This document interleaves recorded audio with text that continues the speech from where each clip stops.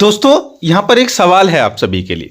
क्या आपको पता है कि सिविल के मुकदमे कितने दिनों के अंदर समाप्त हो जाते हैं?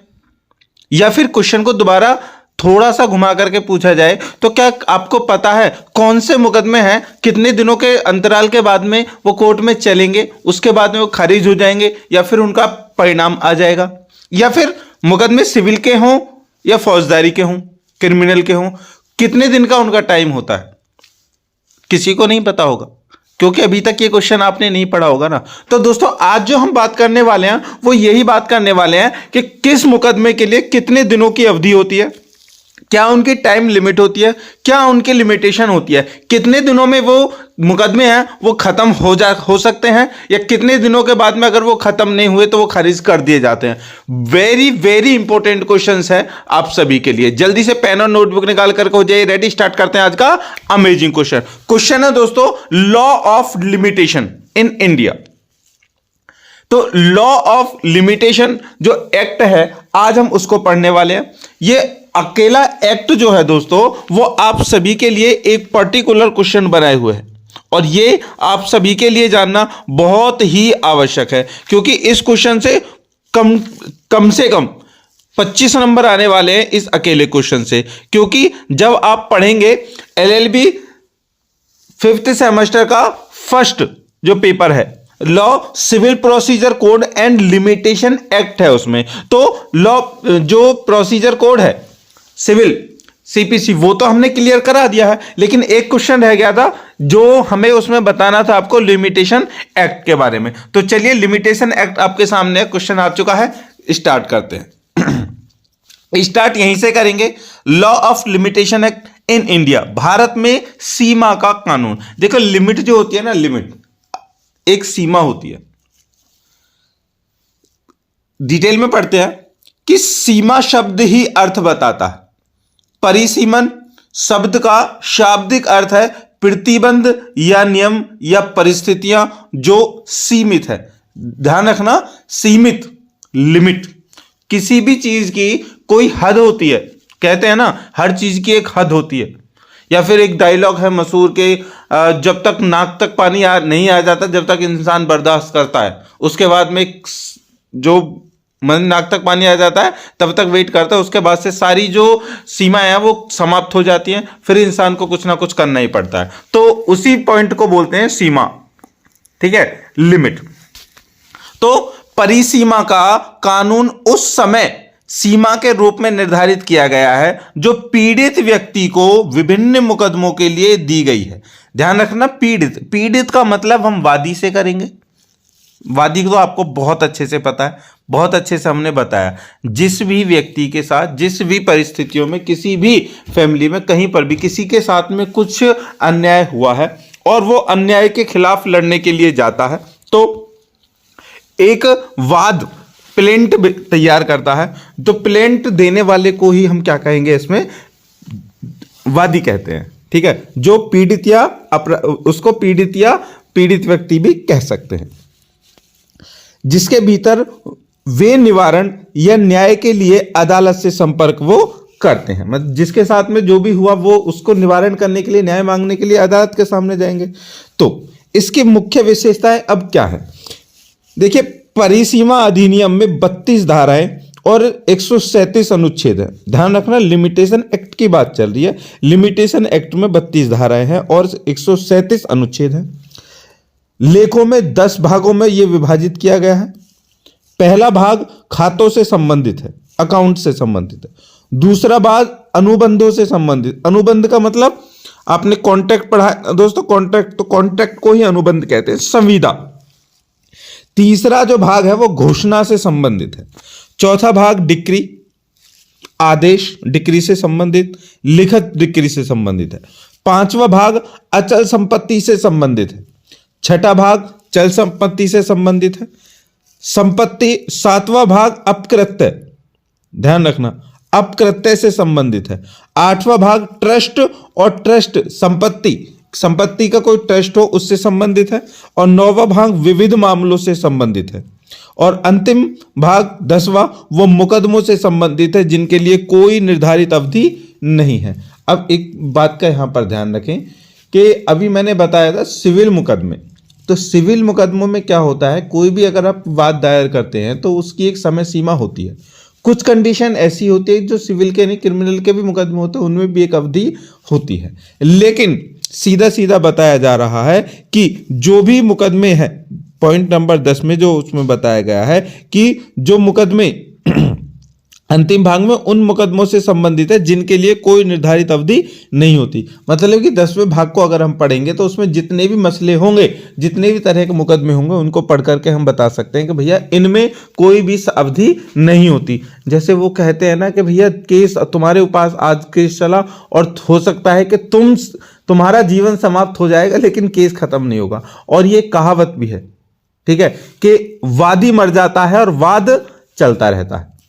ये एक बहुत प्रखर जूरिस्प्रूडेंस की, ठीक है, जो विधि शास्त्र है ना, उसका एक ये वो है। ये शायद मुझे लग रहा है सामंड के द्वारा कही गई है, ठीक है, और सुकरात जी ने भी बोला है, तो उनके दर्शन शास्त्र में मैंने पढ़ा है। तो इन्होंने क्या कहा है, उन्होंने कहा है कि वादी जो है वो तो मर जाता है, वाद चलता रहता है। कहने का मतलब है जिसके साथ में कुछ गलत हुआ है वो तो मर जाता है, लेकिन उसका केस अदालतों में लंबा चलता रहता है, 10 साल 20 साल 30 साल ये चलता रहता है।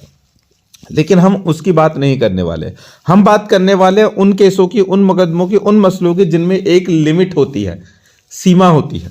क्या? जिन मुकदमों के तहत वर्गीकरण का प्रयास किया गया है उनके लिए कोई समय सीमा नहीं है।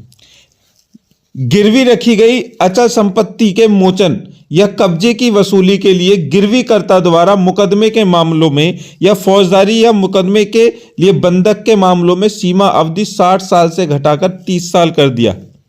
केंद्र सरकार या जम्मू और कश्मीर राज्य सहित किसी भी राज्य की सरकार की ओर से ये लागू है। अब यहां पर एक बात देखना, अचल संपत्ति मोचन या किसी ने किसी की संपत्ति पर कब्जा कर लिया, वसूली कर ली, किसी ने किसी की चीज को गिरवी रख लिया, उसने नहीं दिया, या कुछ फौजदारी का हो, या फिर किसी ने किसी को बंधक बना लिया, ये सारी चीजें हो, इनके लिए पहले जो थी ना एक सीमा, वो 60 साल तक की थी, लेकिन अब उसको आधा कर दिया है 30 वर्ष तक। क्योंकि पता है कोई भी व्यक्ति है 60-65 साल तक तो नॉर्मल एज वैसे ही है, 60-65 साल की उम्र में तो अब सब ऊपर पहुंच जाते हैं, उसमें भी 60 साल तक अगर कोई मुकदमे का लंबी समय रहा, वो चलता रहा, तो फिर किसी को क्या हासिल होगा। इसलिए कहा गया है 30 साल तक रख दो भैया, आधे जीवन वो केस लड़ने, आधे जीवन में उसका कुछ ना कुछ हो जाए। ठीक है, आगे बढ़े। जबकि अचल संपत्ति ट्रस्ट बंदोबस्ती से संबंधित विभिन्न प्रकार के मुकदमों के लिए 12 साल की लंबी अवधि निर्धारित की गई है। खाते मतलब कि अकाउंट, अनुबंध मतलब कॉन्ट्रैक्ट या संविदा, घोषणा मतलब कि आदेश डिक्री, और उपकरणों से संबंधित मुकदमों के लिए 3 साल की अवधि निर्धारित की गई है। साथ ही चल संपत्ति से भी संबंधित इसमें मुकदमे होते हैं। संपत्ति को आपको पता है ना, चल और अचल संपत्ति कौन सी होती है, तो अचल संपत्ति के लिए 30 साल और चल संपत्ति के लिए केवल 12 साल, 12 साल और उससे भी कम 3 साल की अवधि निर्धारित की गई है। अब अपकृत्य, ये जो ऊपर वाले जो मुकदमे बताए थे ना, जिसमें जो लिमिटेशन होती है, लिमिट होती है, ये उन्हीं की बात चल रही है, ध्यान रखना। अब बात चल रही है अपकृत्य की। अपकृत्य और विविध मामलों में संबंधित मुकदमों के लिए और उन पर मुकदमों के लिए 1 से 3 वर्ष तक की अवधि निर्धारित की गई है, जिनके लिए अधिनियम की अनुसूची में कहीं और कोई समय सीमा अवधि प्रदान नहीं की गई है। ध्यान रखना। तो जो अपकृत्य वाले हैं ना, मानहानि, अपकृत्य, मानहानि, ये वाले जो मुकदमे हैं, इनमें मुकदमा करने और उनको लड़ने के लिए कितनी अवधि है? 1 से 3 साल तक की। तो सबसे बेस्ट वाले यही है। आगे बढ़ते हैं।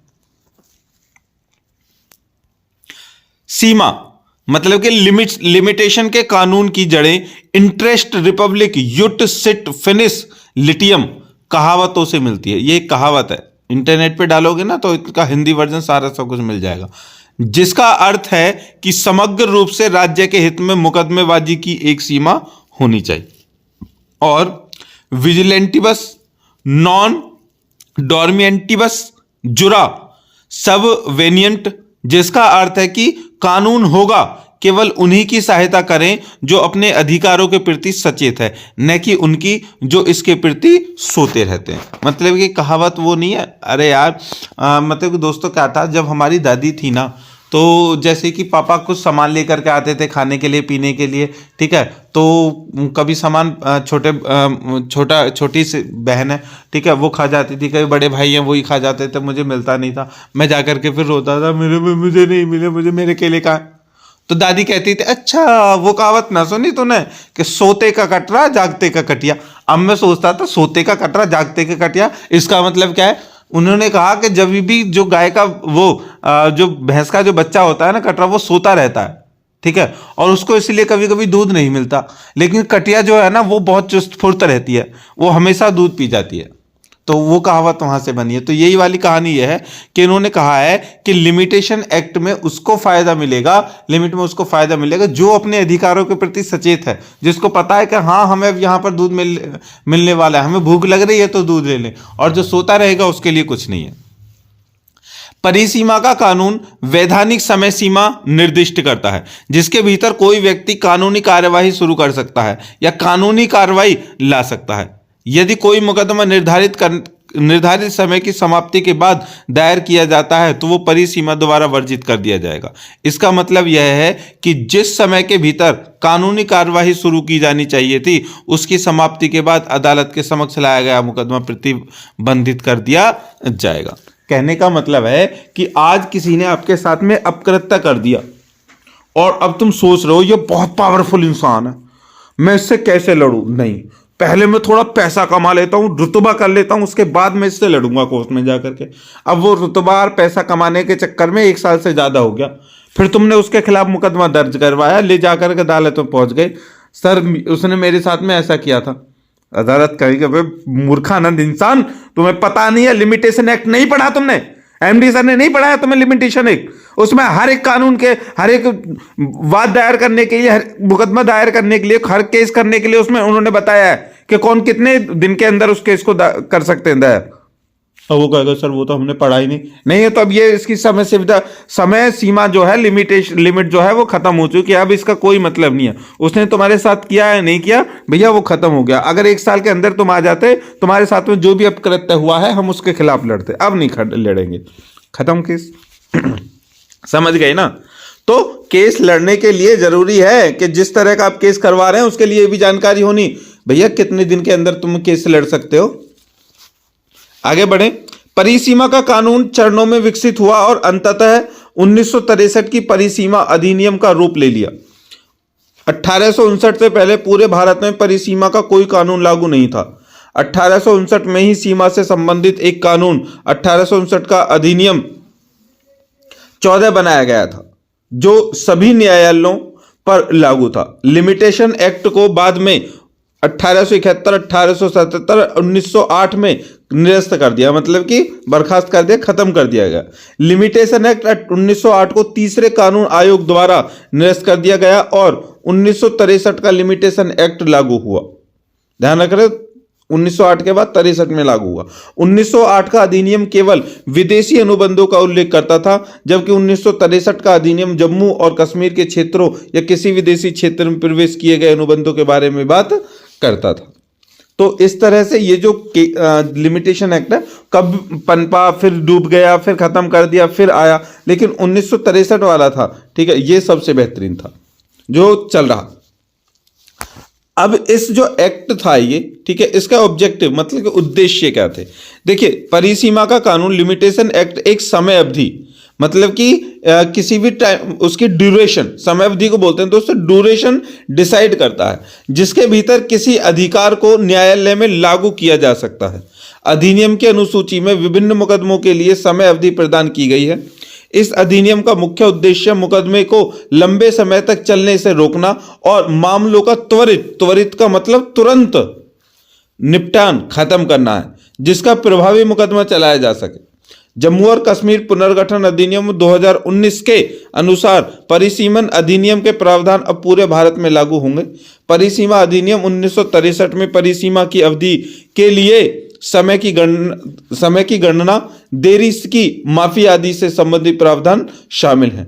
परिसीमा अवधि में 32 धाराएं, 137 लेख हैं और 37 लेख 10 भागों में विभाजित है। लेख का मतलब अनुच्छेद है। समझ में आ गया उद्देश्य क्या क्या है। चलिए आगे आगे, क्या अधिनियम ये संपूर्ण है? देखिए, लिमिटेशन एक्ट मतलब कि परिसीमा अधिनियम, इसमें स्पष्ट रूप से निपटाए गए सभी मामलों के संबंध में संपूर्ण है। इसे सादृश्य द्वारा बढ़ाया नहीं जा सकता। आमतौर पर अधिनियम केवल सिविल मामलों पर लागू होता है, सिवाय उस उद्देश्य के लिए स्पष्ट रूप से और विशेष रूप से प्रदान किए गए मामलों को छोड़कर। जो विशेष रूप में आते हैं, जो फौजदारी वाले मुकदमे, वो तो ठीक है, अन्यथा ये सारे के सारे जितने भी सिविल के मुकदमे होते हैं उनमें ही लागू होता है। आगे, सीमा बचाव में बाधा नहीं है, मतलब कि लिमिट जो है वो किसी भी केस के उसमें बचाव के लिए नहीं है। देखिए, परिसीमा का कानून प्रतिवादी को प्रतिबंधित नहीं करता है यदि वह अपने बचाव में वैध दलील उठाता है, भले ही मुकदमा समय बाधित हो। यह रुलिया राम हकीम बनाए राम राय बनाम फतेह सिंह में आयोजित किया गया था। सीमा की पट्टी बचाव के रास्ते में नहीं खड़ी होती है, यह केवल कार्रवाई पर रोक लगाता है और केवल इसकी वसूली ही समय बाधित है। ऐसा कोई प्रावधान नहीं है जो देनदार को उसके समय बाधित बकाया को चुकाने से रोकता है। कहने का मतलब यह है कि दोस्तों, जैसे कि जो लेन देन का मामला था उसमें जो अवधि थी वो 12 साल, 3 साल। अब क्या है कि किसी ने तुमसे कुछ ले लिया और उसको 3 साल तक नहीं लौटाया, उसके बाद में तुम्हारे पास में अब समय था कि 3 साल तक उसने नहीं लौटाया। अब तुम अदालत में जाते हो तो अदालत कहेगी पहले तो ये बताओ, ये मामले को तो तब दर्ज करे, 3 साल तक कहाँ थे तुम? 3 साल में तुमने मुकदमा क्यों नहीं किया? अब लेकर के आ रहे हो। लेकिन कोर्ट ने उसको मामले को नहीं लिया तो उसका मतलब ये नहीं है जिसने तुम्हारा पैसा नहीं चुकाया उससे तुम पैसे नहीं लोगे, उससे तुम पैसे ले सकते हो। ठीक है, आगे है, सुप्रीम कोर्ट ने श्रीमंत श्यामराम सूर्यवंशी बनाम प्रहलाद भैरोवा सूर्यवंशी मामले में कहा कि लिमिटेशन एक्ट अदालत में कार्रवाई करके अपने अधिकारों को लागू करने के वादी के उपाय को छीन लेता है, लेकिन यह प्रतिवादी पर अपनी बात रखने पर कोई प्रतिबंध नहीं लगाता। बचाव, यद्यपि ऐसा बचाव परिसीमा द्वारा वर्जित है और न्यायालय में अपरिवर्तनीय अगर है तो। कहने का मतलब है वादी के कुछ अधिकार है उनको छीन लेता है, लेकिन प्रतिवादी के अधिकारों को नहीं, क्योंकि प्रतिवादी इस पर मुकदमा ये कर सकता है, हो सकता है किसी ने किसी पर झूठा ही मुकदमा लिखवाने के लिए कहा हो तो प्रतिवादी अब उसमें जाकर कहेगा सर ये तो झूठा मुकदमा मेरे खिलाफ करवाया है इन्होंने। ठीक है, चलिए आगे, परिसीमा की दलील कि न्यायालय का कर्तव्य क्या है। देखिए, यदि कोई मुकदमा परिसीमा अधिनियम द्वारा निर्धारित समय के बाद दायर किया जाता है, मतलब कि किसी भी मुकदमे की कोई समय सीमा थी और वो समय सीमा के बाद में उसको अदालत में दायर किया जाता है, तो खारिज करने के लिए अदालत बाध्य है, मतलब उसको खारिज कर सकती है, लेकिन धारा 3 के प्रावधान अनिवार्य हैं और यदि यह समय से बाधित है तो अदालत मुकदमे पर आगे नहीं बढ़ेगी। अधिनियम की धारा 3 के अंतर्गत यह स्पष्ट उल्लेख है कि प्रत्येक वाद, संस्थित, प्रस्तुत अपील तथा निर्धारित अवधि के बाद किया गया आवेदन खारिज कर दिया जाएगा।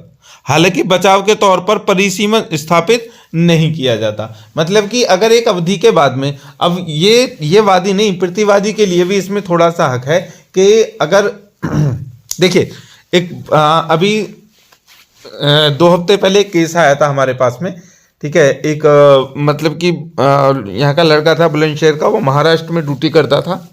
ठीक है, और ठेकेदारी वगैरह का काम था तो उसने किया और ठेकेदार ने उस पर जो थे पैसे, मतलब कि 1 लाख रुपए के समथिंग उस पर पैसे थे। अब उसने क्या किया, देखो समझना, कि उसने 70,000 रुपये तो दे दिए, ठीक है, और 30K मतलब 30,000 रुपये रोक दिए और 30,000 रुपये के लिए कहने लगा कि यार ले लेना, मैं दे दूंगा तुझे। उसने चेक दे दिया 30,000 रुपये का, और चेक जब उसने लगाया तो वो चेक उसने बोल दिया कि चेक है, ये ले लो, चेक को रख लो। चेक हो गया बाउंस के बाद में उसने कहा कि भाई 30,000 रुपये लौटा दे, तेरे चेक तो बाउंस हो गया। अब जो वादी है उसने कहा 30,000 लौटा दे। अब प्रतिवादी ने कहा ठीक है यार, वो चेक बाउंस हो गया, मुझे एक बहुत ही अर्जेंट पेमेंट करनी पड़ गई थी, मैं तुझे अगले महीने दे दूंगा। उसने कहा चल ठीक है। अब ऐसे ही करते करते वो 3 महीने गुजार गया। ठीक है, 3 मंथ गुजार गया। 3 मंथ के गुजारने के बाद फिर उसने कहा यार तू मुझे बहका रहा है बार बार, भाई पैसे दे दे यार, चेक दे दे। उसने कहा मेरे पास में पैसे नहीं है। वो आया हमारे पास में, बोलने लगा वकील साहब यार ऐसे ऐसे बात है। तो हमने उनसे बताया देखो भाई, चेक का मामला ऐसा है, जब संपत्ति को लेन देन का मामला ऐसा है, चेक का मामला ऐसा है, चेक किसी ने तुम्हें दिया, अगर वो रिजेक्ट हो गया, बाउंस हो गया, तो चेक बाउंस होने से, जिस दिन बाउंस हुआ है उसके अगले 3 महीने तक, मंथ तक हम उस पर पीआईएल दायर कर सकते हैं, मतलब कि याचिका दायर कर सकते हैं, उस पर केस कर सकते हैं। लेकिन यार वो तो बहुत चतुर इंसान है, वो 3 महीने तक तुम्हें बहकाता रहा कि मैं पैसे दे दूंगा, दे दूंगा, दे दूंगा, उसने नहीं दिया, अब तुम्हारा चेक हो गया खत्म, इसकी वैलिडिटी समाप्त हो गई, मतलब कि लिमिट जो है वो समाप्त हो गई। तो अब इसमें अदालत कुछ नहीं कर सकती। लेकिन अगर तुम हो भैया उससे कह करके कि हमारे पैसे दे दे, तो वो पैसे दे या ना दे वो बात तो अलग है, वो तुम्हारी है, लेकिन अदालत इसमें अब कुछ नहीं कर सकती। इस बात का ध्यान रखना, यही लिमिटेशन एक्ट है, इससे अच्छा उदाहरण और कुछ नहीं हो सकता। फिर हमने उससे माफी मांग ली, भैया अब तुम्हारे हम कुछ नहीं कर पाएंगे, क्योंकि अगर 3 महीने होने के अगर 2 दिन और 29, मतलब कि 2 महीने और 29 तारीख में भी अगर तुम आ जाते तो भी हम तुम्हारा काम कर देते। एक दिन भी बचा हुआ होता ना, या फिर जिस दिन लास्ट है उसी दिन हम वाद दायर कर देते, उसको जाकर कर रजिस्ट्रेशन करवा देते उसका, ठीक है, याचिका दायर कर देते, तो उसी दिन वो लग जाता, लेकिन अब नहीं लगेगा। चलिए, आई होप कि आपको समझ में आ गया। आगे है सीमा का प्रारंभिक बिंदु। देखिए, जिस समय से सीमा की अवधि शुरू होती है वह मामले की विषय वस्तु पर निर्भर करती है, और ऐसी अवधि का एक विशिष्ट प्रारंभिक बिंदु अधिनियम में अनुसूची द्वारा बड़े पैमाने पर प्रदान किया जाता है।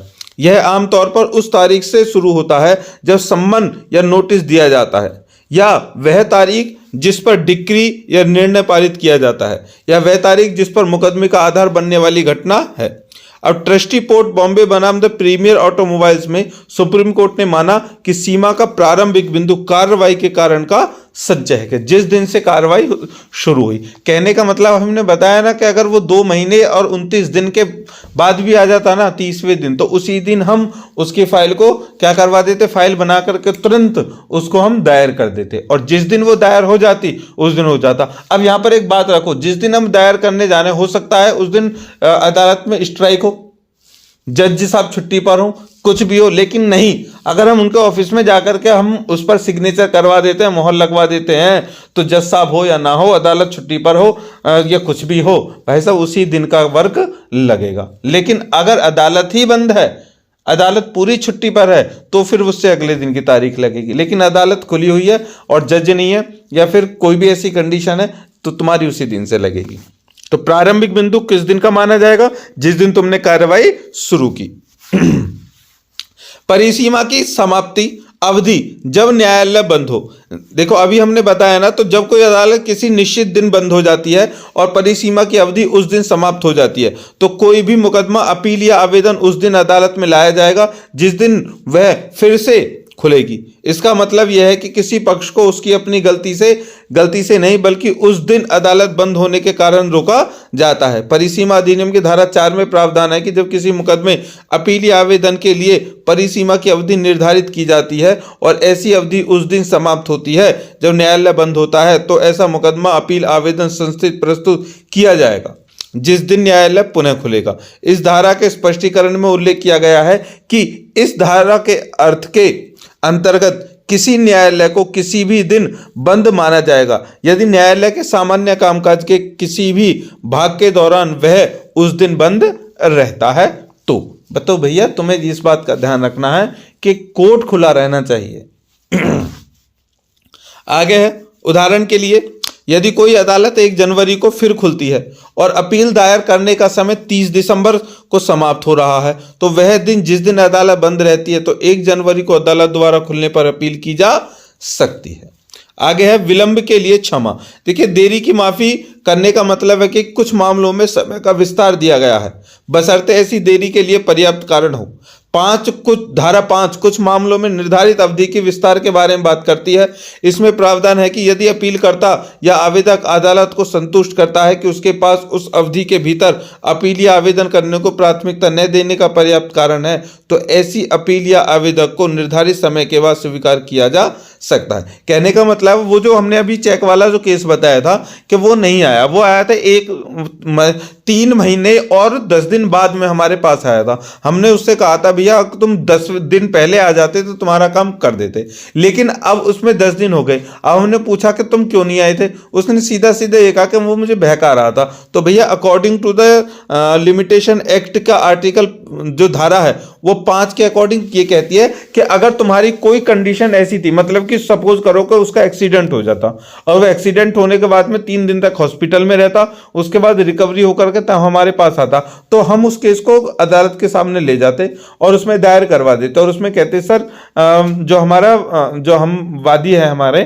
ठीक है, हमारे क्लाइंट है, वो आ तो रहे थे लेकिन रास्ते में एक्सीडेंट हो गया। जनाब बताइए कैसे हुआ, ये तो किसी के साथ भी हो सकता है। यहां पर ये जो एक्ट है वो 4 कि समय के अवधि के बाद में केस रजिस्टर्ड नहीं होता, लेकिन यहाँ पर हम पूरे दस्तावेज दिखाते, सारे लीगल चीजें दिखाते जज साहब को, ठीक है, हॉस्पिटल कहाँ से इलाज हुआ, कैसे इनका एक्सीडेंट हो, सब बताते, तो जज साहब इस केस को दायर कर लेते। ये कंडीशन होती है, लेकिन तुम्हें अदालत को क्या करना होता है भैया, मनाना पड़ता है। इस धारा में आगे उल्लेख किया गया है कि सिविल प्रक्रिया संहिता 1908 का 5 के आदेश 21 के किसी भी प्रावधान के तहत एक किया गया एक आवेदन हो सकता है। स्पष्टीकरण में कहा गया है कि निर्धारित अवधि का पता लगने या गणना करने में जब आवेदक का अपीलकर्ता को उच्च न्यायालय किसी आदेश, अभ्यास या निर्णय से गुमराह किया गया हो तो इस धारा के अर्थ में यह पर्याप्त कारण होगा। मतलब कि जैसे कि कोई केस है उस पर कहते हैं भैया अदालत ने ये निर्णय दिया था, अदालत ने ये कहा था, या अदालत का बहाना बनाकर कोई अगर कुछ कह रहा है कि उन्होंने इस तरह का निर्णय दिया था, उस समय पर ये केस हो सकता है या फिर इस समय पर रजिस्टर्ड हो जाएगा, तो वहां पर मानी जाएगी, क्योंकि सर्वोच्च न्यायालय की बात तो भैया कोई भी अदालत मानेगी। हालांकि यदि कोई पक्ष देरी के लिए कोई ठोस आधार नहीं दिखाता है तो आवेदन, मुकदमा या अपील अदालत द्वारा खारिज कर दी जाएगी। मतलब कोई अगर ठोस प्रमाण नहीं है तो वो क्या कर दी जाएगी, खारिज कर दी जाएगी। आगे है पर्याप्त कारण। देखिए पर्याप्त कारण का मतलब है कि अदालत के लिए यह मानने के लिए पर्याप्त कारण या उचित आधार होना चाहिए कि आवेदक को अदालत में आवेदन के साथ आगे बढ़ने से रोका गया था। जैसे पुरानी फिल्मों में होता था ना कि गवाह को गवाही देने के लिए अदालत नहीं पहुंचाया जाता था, चाहे उसके बच्चे को किडनैप कर लिया, उसकी गर्लफ्रेंड को किडनैप कर लिया, ठीक है, मतलब हीरो हीरोइन को किडनैप कर लिया, या फिर बहुत सारे केस में ऐसे होता था, फिर उसको लास्ट में एंड टाइम पर जा करके अदालत में ही गोली मार दी जाती थी। ठीक है, तो मतलब कि वो मूवियों में दिखाया जाता था, तो वो पर्याप्त कारण दिखते थे, तो ऐसे पर्याप्त कारण होने चाहिए।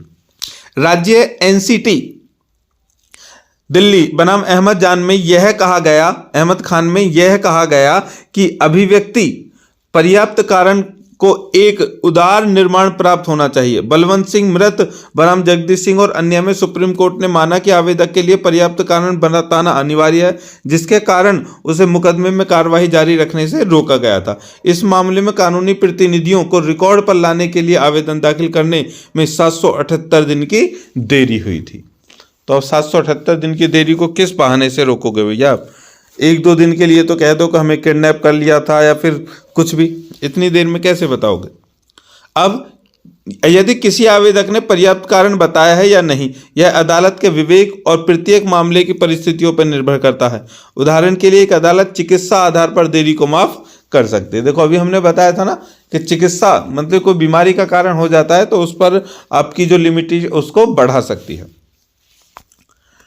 आगे है मेन पॉइंट, अगर सरकार द्वारा देरी होती है। देखिए धारा 25 के तहत जहां सरकार की संपत्ति जिस पर प्रकाश या किसी भी रास्ते का जलमार्ग या किसी भी पानी की पहुंच और उपयोग द्वारा किया गया है, उस पर स्वामित्व का दावा करने वाले किसी भी व्यक्ति द्वारा सुख भोग के रूप में और अधिकार के रूप में शांतिपूर्वक और खुले तौर पर आनंद लिया गया है, तो 30 वर्षों तक बिना किसी रुकावट के प्रकाश या वायु या रास्ते या जलमार्ग तक पहुंच और उपयोग का अधिकार या उनके सुख भोग का उपयोग पूर्ण रूप से अपरिहार्य होगा।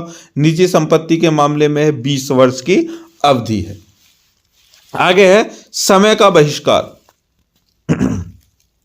इंपोर्टेंट, देखिए धारा 12 से धारा 15 सीमा अधिनियम के तहत समय के बहिष्कार से संबंधित है। धारा 12 उस समय के बारे में बात करती है जिसे कानूनी कार्रवाई में सीमा के समय की गणना के लिए बाहर रखा जाना।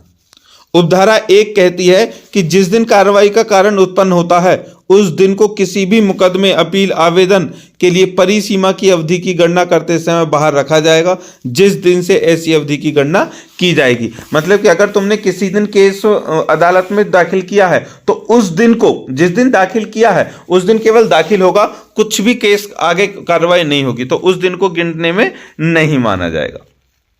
आगे है धारा 13 क्या कहती है। देखिए, लिमिटेशन एक्ट की धारा 13 कहती है कि जहां एक कंगाल निर्धन व्यक्ति के रूप में मुकदमा करने या अपील करने की अनुमति के लिए आवेदन किया गया है और खारिज कर दिया गया है, तो आवेदक द्वारा सद्भावना से मुकदमा चलाने में बिताया गया समय शामिल नहीं किया जाएगा। मतलब कि कोई व्यक्ति है, निर्धन है, जिसके पास में केस लड़ने के लिए कुछ नहीं है, उसने अदालत में ऑलरेडी निर्धनता के ऊपर केस मतलब कि अभी निर्धनता वाला हमने पढ़ाया था ना, इंडिजेंट पर्सन, तो इंडिजेंट पर्सन वाला जो क्वेश्चन अभी देखा होगा, आपने नहीं देखा है तो वो देख लीजिए, बहुत ही इंपॉर्टेंट क्वेश्चन है। तो इस आधार पर अगर किसी व्यक्ति के पास में पर्याप्त साधन थे ही नहीं कोर्ट में जाकर कोर्ट की फीस जमा करना है, उनके लिए मुकदमे चलाने के लिए खर्चा उठाना, तो वहां पर सद्भावना उसके मतलब चलो गरीब है कोई बात नहीं इसका कर लेते हैं, तो जो मामला है तुम्हारा बन सकता है। आगे धारा 14 के तहत यदि कोई पक्ष किसी न्यायालय में बिना अधिकार क्षेत्र के किसी मुकदमे या आवेदन पर सद्भावना से कार्रवाई कर रहा है तो पार्टी द्वारा खर्च किए गए समय को उचित परिश्रम के साथ किसी अन्य नागरिक कार्यवाही पर मुकदमा चलाने में लगाया जाना चाहिए और यह अभियोजन सद्भावना में होना चाहिए, उसे भी बाहर रखा जाएगा। मतलब कोई अगर किसी और की मदद कर रहा है, ठीक है, तो इस कंडीशन में मदद कर रहा है तो उसकी मदद को वहां पर गिना जाएगा। आगे धारा 15 के तहत निम्नलिखित समय को बाहर रखा जाए। कौन सा? कि स्थगन आदेश निषेधाज्ञा जारी होने और वापस लेने का दिन। ऐसे मामलों में जहां सरकार की पूर्व सहमति या मंजूरी की आवश्यकता होती है, सहमति या मंजूरी प्राप्त करने में लगने वाला समय। किसी कंपनी को बंद करने की कार्यवाही के मामले में वह समय जिसके दौरान रिसीवर या परिसमापक नियुक्त किया गया हो। मतलब कि कोई कंपनी बंद करनी है, कंपनी बंद कौन करेगा, उसके लिए लगा हुआ समय वो माफ कर दिया जाएगा। आगे डिक्री के निष्पादन में बिक्री पर क्रेता द्वारा कब्जे के लिए मुकदमे के मामले में वह समय जिसके दौरान बिक्री को रद्द करने की कार्रवाई की गई थी, वह समय जिसके दौरान प्रतिवादी भारत से अनुपस्थित है और केंद्र सरकार के प्रशासन के तहत भारत के बाहर के क्षेत्र में है, मतलब कि विदेश में है। परिसीमा का स्थगन। देखिए, परिसीमा को स्थगन करने का अर्थ है कि परिसीमा की अवधि को बढ़ाना। अधिनियम की धारा 16 से 23 सीमा के स्थगन से संबंधित है। मतलब कि अगर किसी केस में तुम्हें, जैसे अभी चेक के बाउंस के मामले में 3 महीने का टाइम होता है, अगर 3 महीने के मामले में अगर क्या हुआ कि तुम 2 महीने और 25 दिन के बाद में तुम केस को लेकर कोर्ट में जा रहे थे, तुम्हारा एक्सीडेंट हो गया, तकरीबन 1.5 महीने तक तुम हॉस्पिटल में रहे, तो तुम्हें तकरीबन 4 साढ़े 4 महीने हो गए, तो यहां पर तुम्हारी 1 महीने की जो अवधि है, लिमिटेशन है, वो बढ़ा दी जाएगी और उसी को बोलेंगे परिसीमा। मतलब लिमिटेशन का स्थगन, मतलब कि उसको बढ़ाना। आगे निम्नलिखित मामलों में परिसीमा अवधि प्रारंभ नहीं होगी। अब कौन से वो मामले थे जिनमें प्रारंभ नहीं होगी? देखिए धारा 16 के तहत जब सबसे पहले जहां मुकदमा करने या आवेदन करने का अधिकार रखने वाला व्यक्ति की मृत्यु अधिकार अर्जित होने से पहले हो गई है या अधिकार केवल उस व्यक्ति की मृत्यु पर अर्जित होता है। परिसीमा की अवधि की गणना उस समय से की जाएगी जब कोई कानूनी मामला हो, प्रतिनिधि जो स्थापित करने में सक्षम है। दूसरे, जहां जिस दिन व्यक्ति के खिलाफ मुकदमा करने या आवेदन करने का अधिकार अर्जित होता है उसकी मृत्यु हो जाती है या उसकी मृत्यु यह अधिकार अर्जित हो जाता है, तो सीमा तब शुरू होगी जब मृतक का कोई कानूनी प्रतिनिधि होगा। मतलब इन दोनों कंडीशन में यह कहा गया है कि अगर किसी के साथ में कुछ हुआ है, अगर वो मर गया और मरने से पहले वो एक वाद तैयार करके चला गया, ठीक है, उसके बाद में जब वो मर गया तो मरने में काफी समय लग गया, उसका 13वां हुआ जो भी हुआ, उसके बाद में उसके अदालत में लेकर आया गया, तो उन्होंने ये नहीं कह सकती अदालत के नहीं कि वो मर गया उसके बाद को नहीं ले, भैया उनको बाद को लेना पड़ेगा। दूसरी कंडीशन ये, अगर कोई मर गया, अगर वो कुछ नहीं कर गया, तो उसका प्रतिनिधि जो बनेगा, चाहे 1 दिन में बने 1 साल लगे, कोई भी उसका प्रतिनिधि बनेगा, तो अब वो प्रतिनिधि उसके पास पहुंच जाएंगे तो उसकी जगह पर केस लड़ेगा, तो उसको भी यहां पर क्या मिलेगी, थोड़ी छूट मिल जाएगी। धारा 17 के तहत जहां मुकदमा या आवेदन धोखाधड़ी द्वारा छुपाने पर आधारित है तो परिसीमा की अवधि तब शुरू नहीं होगी जब तक कि वादी या आवेदक के धोखाधड़ी छुपाने या गलती का पता ना लगा लिया हो।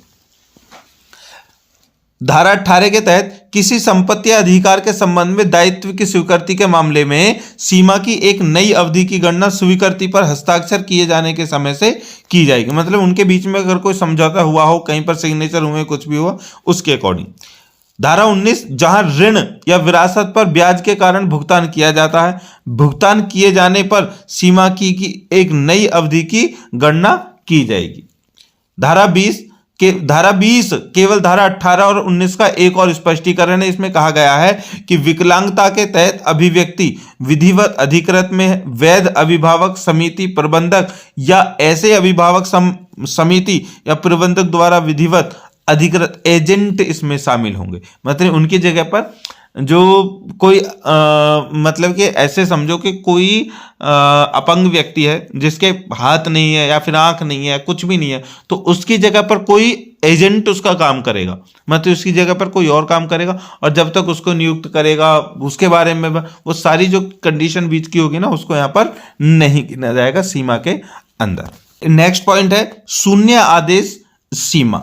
देखिए, एक आदेश जो न्यायालय के अधिकार क्षेत्र से बाहर जाता है वह शून्य या शून्यकरण है और किसी भी अदालत में किसी भी कार्रवाई में लिया जा सकता है जहां आदेश की वैधता प्रश्न में आ जाती है। उसको बोलते हैं दोस्तों शून्य या शून्यकरणीय सीमा। कि कोई भी एक आदेश है जो किसी न्यायालय के अधिकार क्षेत्र से बाहर आ जाता है तो वह शून्य कहलाती है, फिर उसमें वो कुछ नहीं कर सकते।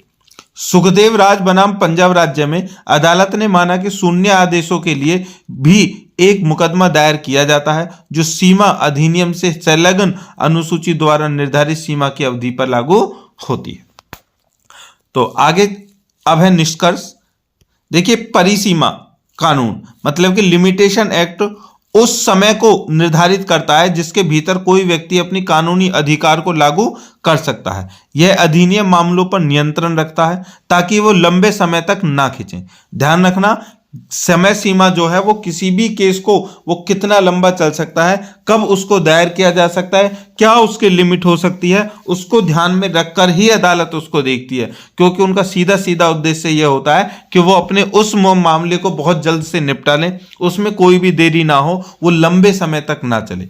यह अधिनियम इस तथ्य को भी स्वीकार करता है कि ऐसी स्थितियां होती हैं जब मुकदमा दायर करने वाले या वास्तविक कारण के लिए अपील करने वाले व्यक्ति अधिनियम में निर्धारित समय के भीतर मुकदमा दायर करने में असमर्थ होते हैं और वो हर स्थिति में समान मानदंड लागू नहीं किए जा सकते।